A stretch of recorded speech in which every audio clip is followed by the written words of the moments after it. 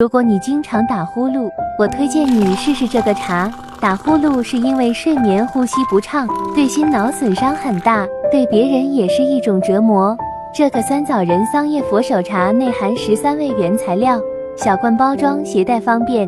告别打呼噜只需分3步。第1步，安神。酸枣仁、莲子、百合有助于调节睡眠。第2步，止鼾。山楂、甘草、佛手通气散瘀，减少鼾声频率。第3步，调养。桑叶、桑葚、大麦补肝肾、调脾胃，避免鼾声重来。打呼噜伤人伤己，每天多喝几杯，让你呼噜声越来越小。来试试吧。